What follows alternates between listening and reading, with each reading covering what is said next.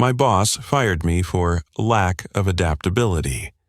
That's what he wrote on the exit paperwork. Cold, impersonal, the same phrase he used in the termination meeting while keeping a straight face. "We're shifting our strategic vision," he told me, "and we need people who can evolve with it. You've done great work, but we need fresh energy." Then he handed me the folder. No warning, no conversation, just a sentence and silence. What struck me wasn't just the words, but the irony behind them. Because at the time, my team was responsible for nearly 90% of the company's total revenue. My name is Drew Keller. I was with that company for 14 years. The last 6, I'd been overseeing the Commercial Solutions Division, an arm that started as a 2-person project in the corner of the operations floor. We grew it into the company's primary cash engine. Quietly, consistently, and without ever asking for much credit. When I got the call to come up to the executive floor, I knew something was off. Not because I suspected I was getting fired, I didn't. I just finalized the biggest renewal in our client portfolio the week before. The numbers were solid. The feedback from clients had been glowing. But there was something about the timing, the sudden shift in tone from senior leadership. A few new faces had come in recently, most of them from consulting backgrounds, and I'd noticed that old words were starting to disappear. Words like stability, retention, sustainability, replaced by things like velocity, disruption, new growth models. It started a few months before that meeting. I'd been asked to participate in a workshop led by an outside strategy firm. The kind of meeting where everyone nods a lot but no one actually says what they're thinking. The consultants were clearly selling an internal overhaul, language restructuring, new internal frameworks, new org charts. I listened. I asked questions, not combative ones, just the kind that make people pause. After that workshop, I noticed fewer invitations. Project meetings I used to be part of suddenly didn't require my time. Then came the skipped approvals, decisions made over my head on matters that directly affected my team. Still, I kept going. I thought maybe they were testing a new alignment, and I'd eventually be looped back in once the dust settled.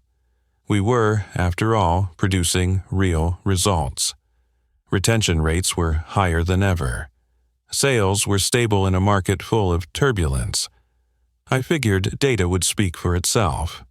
Apparently not. The termination meeting lasted 6 minutes. That included the silence after I stood up, thanked them, and walked out. I didn't fight it. I didn't ask for a reconsideration or argue the premise. I just looked across the table at a man who hadn't been there a year and thought, "You have no idea what you're throwing away." Walking down that hallway for the last time, I felt strangely clear. No anger, no panic, just stillness. But I knew this would trigger something far bigger than a change in my career. Because my departure wasn't just about me. It was about the 43rd people on my team. It was about the systems we'd built and the clients we'd protected. The company's core clients weren't loyal because of logos or slogans.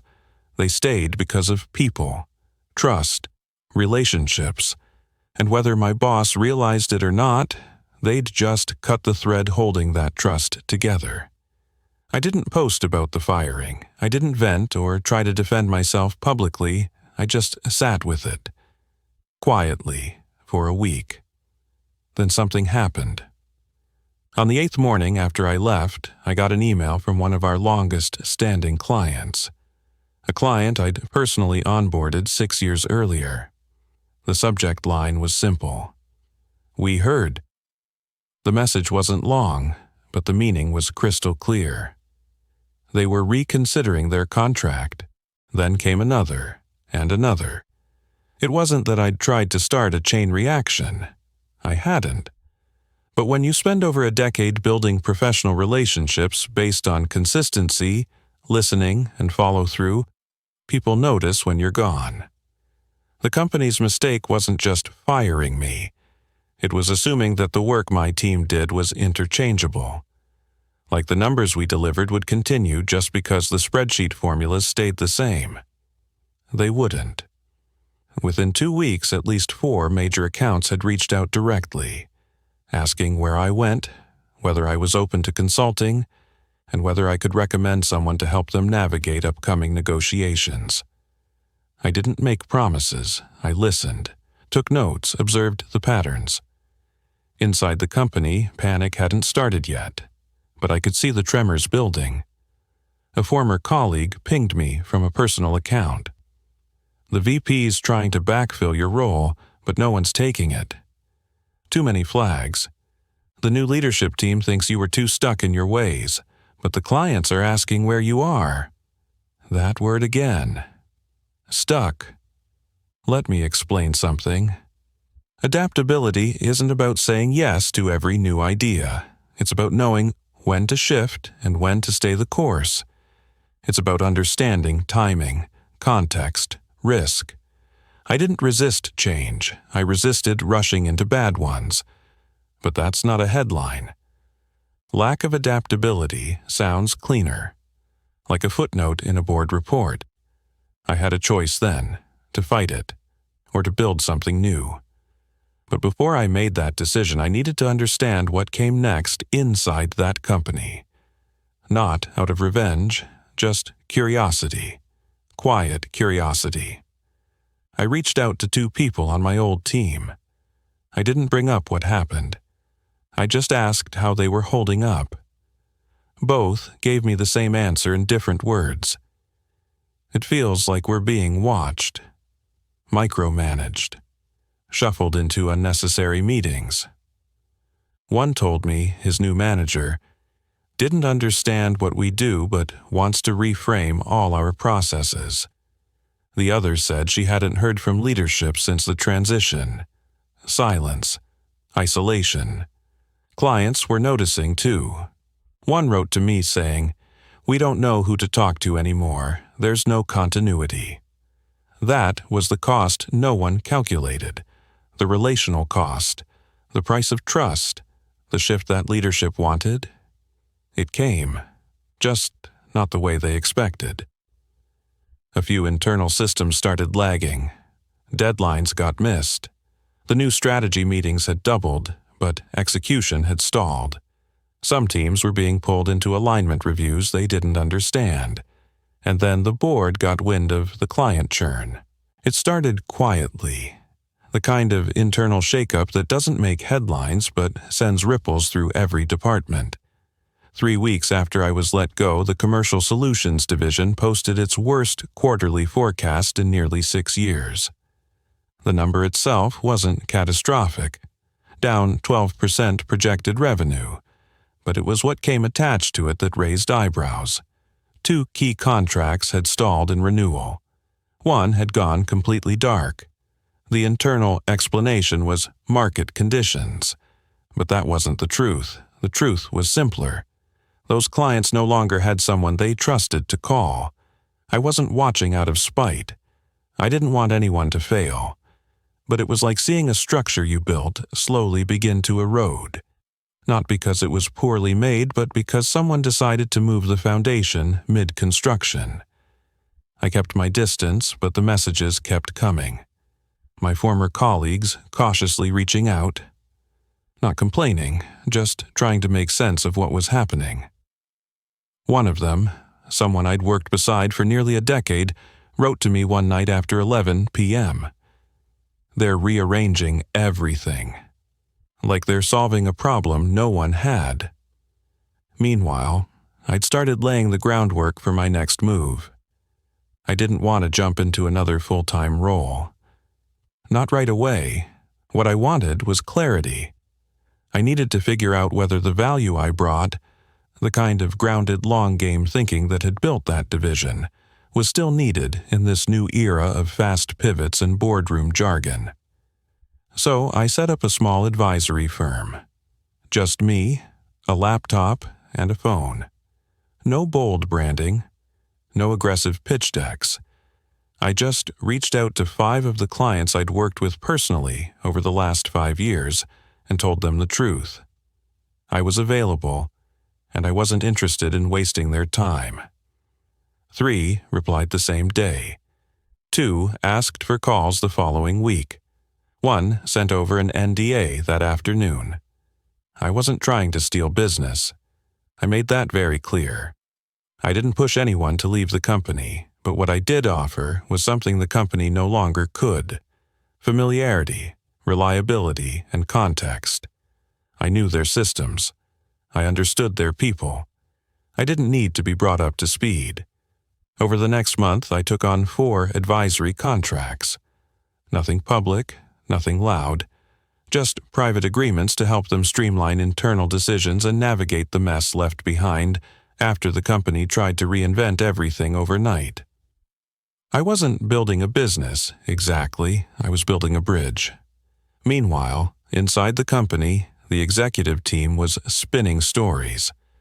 According to someone who sat in on a strategy review, leadership had started referring to the commercial solutions decline as temporary turbulence due to transition. But that turbulence started gaining force. The head of client services resigned. No announcement, just gone. The message sent to internal teams was vague. Pursuing new opportunities. But people talk. And the story that filtered down was that she didn't agree with the new direction. And when she spoke up, she was told to get on board or move on. Then it happened again. This time, a manager from procurement. The exits weren't the cause of collapse, but they were the symptoms. Inside most companies, people don't leave because they dislike change. They leave when the change is being forced through without logic. When the people in charge are more interested in rebranding than listening. From the outside, the company still looked polished. New website banners, fresh marketing language, a flurry of LinkedIn posts celebrating cultural transformation. But the core? It was softening, and I knew they were feeling it, because someone from the executive team, someone I'd sat across from during my exit, reached out to me on a Saturday afternoon. He didn't apologize, but the subtext was clear. He asked if I'd consider returning on a short-term basis, as a contractor. Just to stabilize a few accounts and provide insight while we realigned some objectives. I declined, politely, firmly. He tried to frame it as a mutual opportunity. I said I was already fully committed with other partners, which was true. What I didn't say was that I no longer trusted the way they made decisions. Not because they removed me, but because they removed what we built without understanding how it worked. I'd been quiet until that point. No public statements, no vague posts about being wronged. But after that call, I wrote something. Just a short reflection on business culture and how sometimes companies chase the illusion of progress by cutting away the very people who created stability. I didn't name names I didn't need to.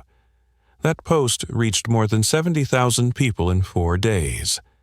Then came the second message from another client. They were officially terminating their contract. The reason? Realignment of vendor priorities? But the contact who'd signed it texted me separately. You were the reason we stayed. Without you, it just felt like a machine. The company hadn't just fired me. They'd gutted the human element of the business. In the months that followed, they announced a reorg. Again. This time, they didn't use the word strategic. They used necessary. The Commercial Solutions division was split in half and absorbed under 2 different VPs, neither of whom had ever worked with the clients directly. Internally, more exits happened. I stopped counting after 9. A former peer of mine called me quietly one afternoon. He told me that morale was the lowest he'd seen in years. "There's a disconnect," he said. "The people making decisions don't know what the ground looks like." I knew exactly what he meant. I didn't feel triumphant. There was no sense of revenge, only confirmation of what I already believed, that adaptability isn't about keeping up with trends. It's about staying rooted in purpose while adjusting to new winds.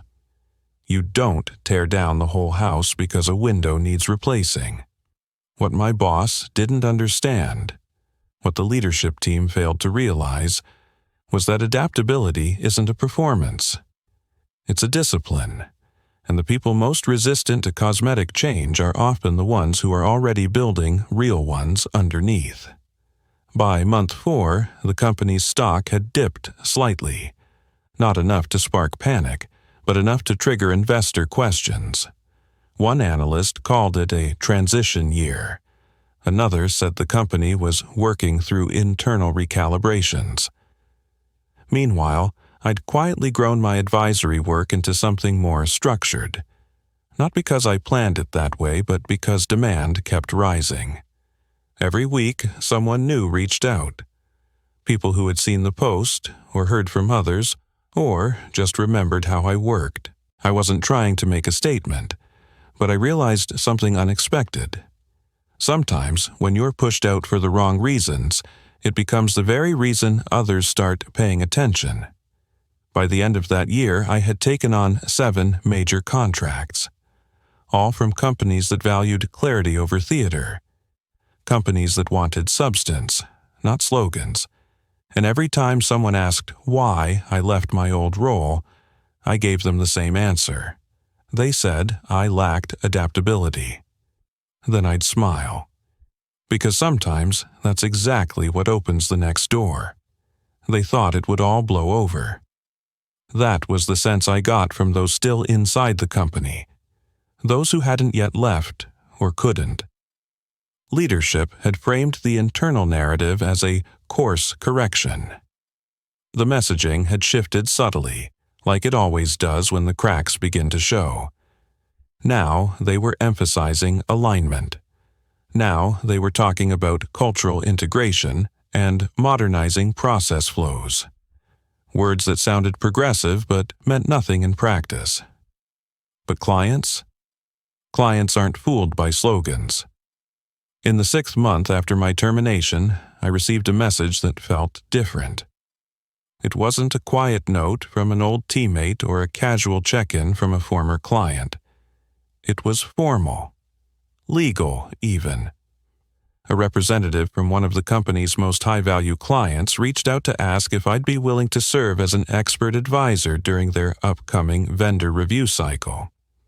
Their contract was up for renewal, and they were considering making a significant change, one that would involve either renegotiating everything from the ground up or transitioning to an entirely new partner.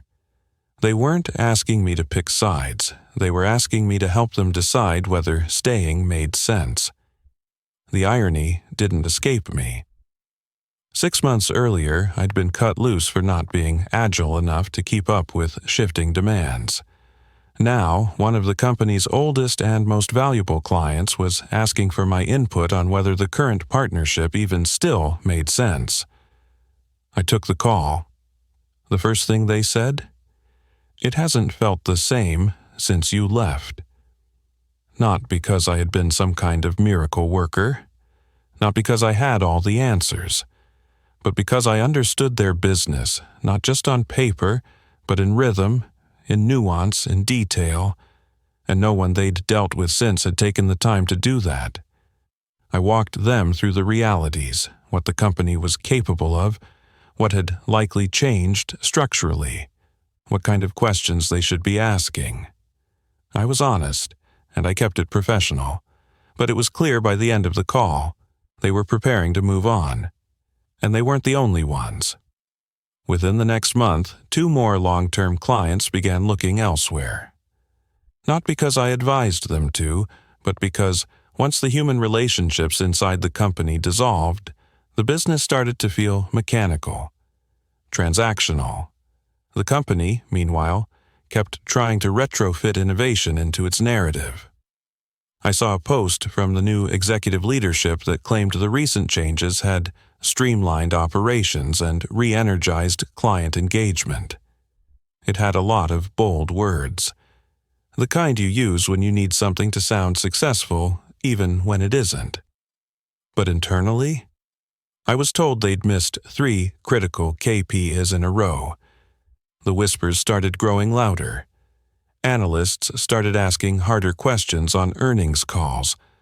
Not accusing, just curious. Why was client retention dipping? Why was the Commercial Solutions division now operating under 2 different verticals that didn't seem to communicate? And then came the email. It landed in my inbox on a Friday afternoon from someone I hadn't spoken to in over a year. A senior executive who had once been above me on the org chart. We weren't close, but we'd always had mutual respect. The subject line was short. Quick chat? He didn't mention the company directly. He asked if I'd be open to a conversation, off the record.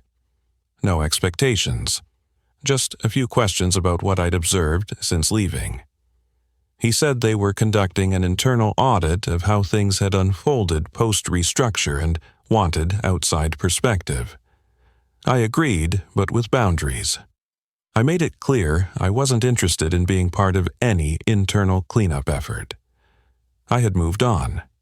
My firm was now active across several sectors, and I didn't want to get pulled back into a system that had already proven what it valued. But curiosity got the better of me. We met at a quiet place downtown, away from company offices. No laptops, just coffee and conversation. He looked tired, not physically, but professionally. The kind of fatigue you can't fix with a weekend off.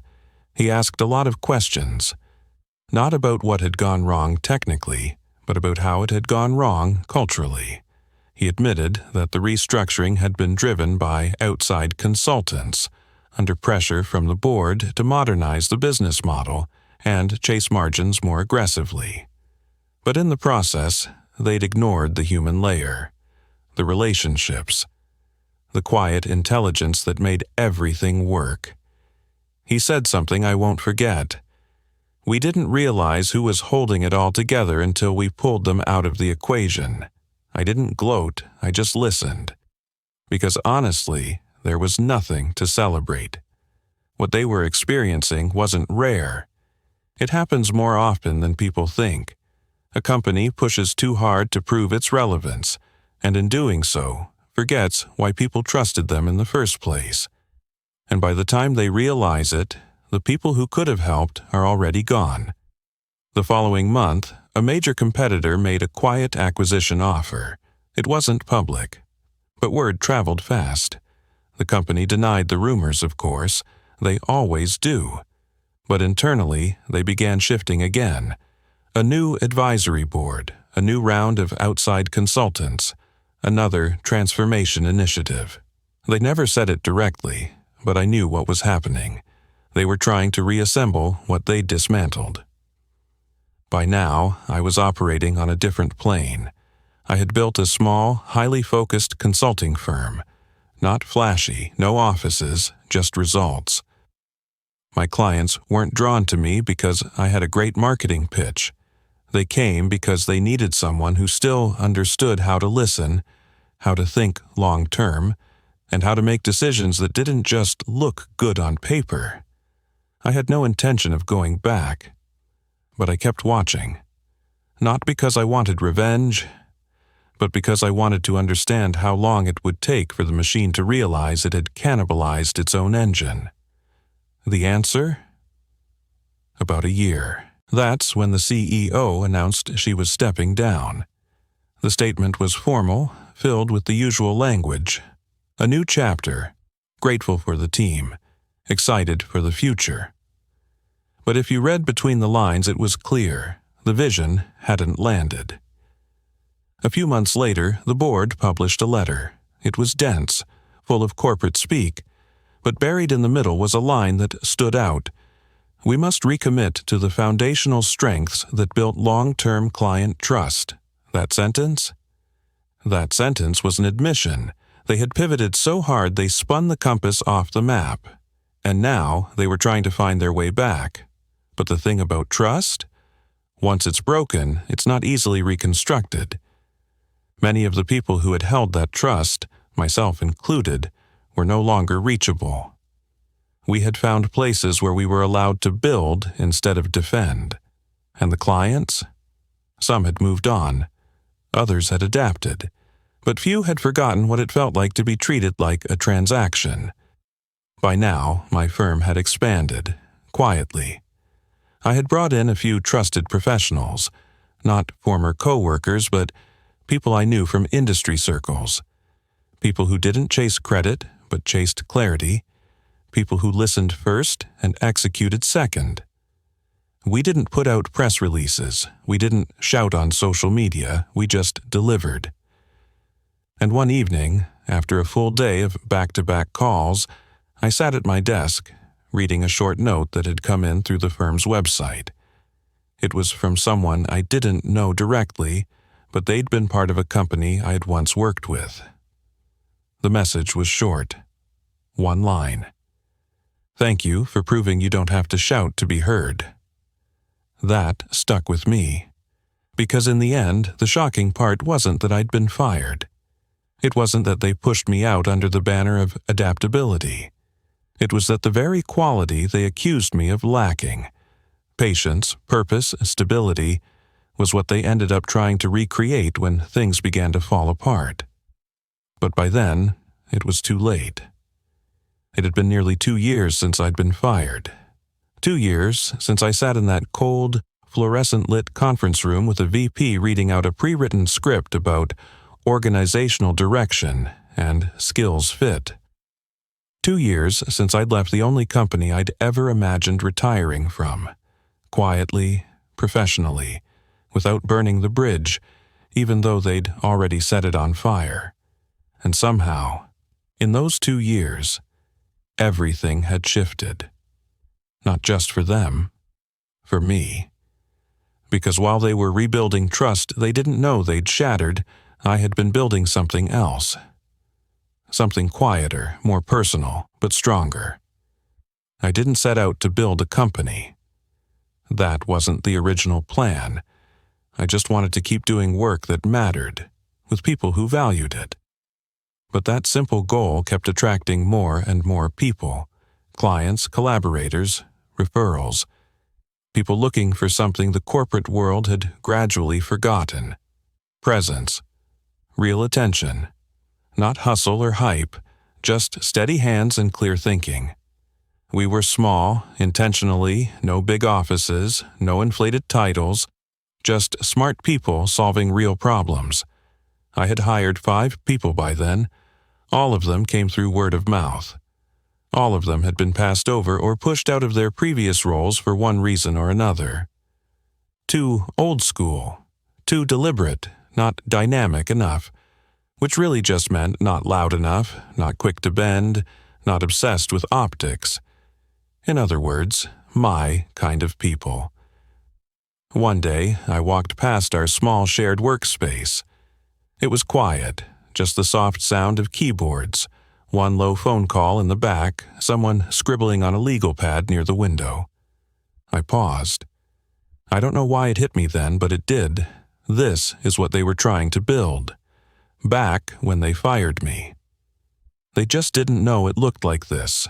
Not flashy, not loud, but alive. And the clients? They noticed, more than I expected. I started getting messages from companies I'd never worked with before. CEOs who said they'd been watching how we handled things. Then came the invitation, a panel, quiet, private, invite only, held by a global advisory group that focused on long-term strategy and leadership transitions. I was being asked to sit on a panel titled, "What Corporations Miss When They Confuse Change with Chaos." I almost laughed. Not because it was funny, but because 2 years earlier, that exact confusion had ended my career in one place and started it in another. I accepted the invite. It wasn't a flashy stage, just a circle of senior leaders, no cameras. We talked for 2 hours, candidly, about what happens when organizations get addicted to transformation for its own sake. When they confuse movement with progress. when they cut the wrong people because the right ones make too little noise. I told my story, not as revenge, not with bitterness, just the facts. And when it was over, one of the panelists, a quiet executive from a Fortune 100 firm, pulled me aside. He said, "That thing you talked about, organizational memory.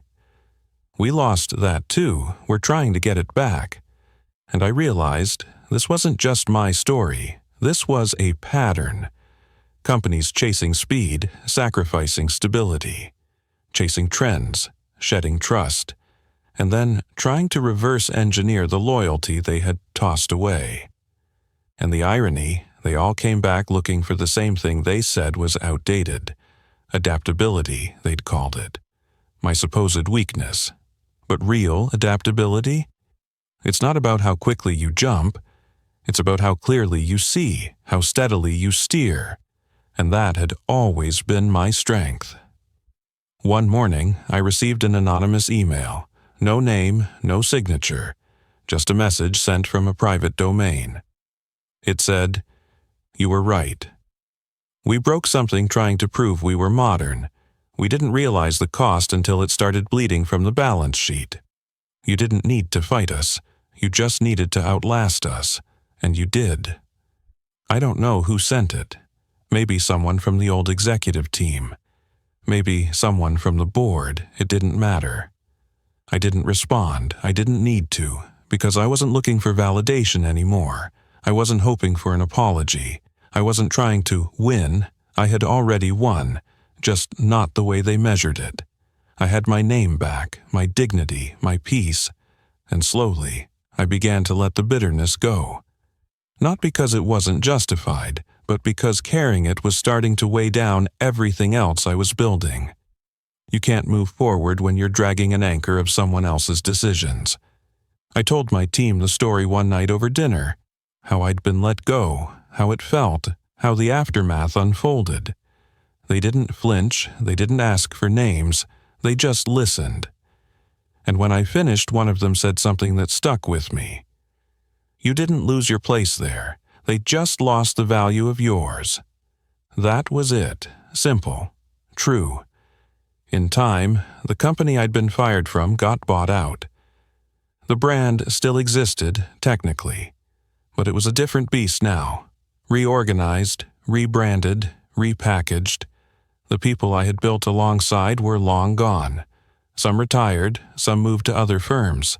Some, like me, started over. But none of us went back. Because you don't go back to places that confuse silence for weakness. That mistake consistency for complacency. You build something better. Now, whenever someone asks me how I got started, I tell them the truth. It began the day I got fired. That was the moment everything changed.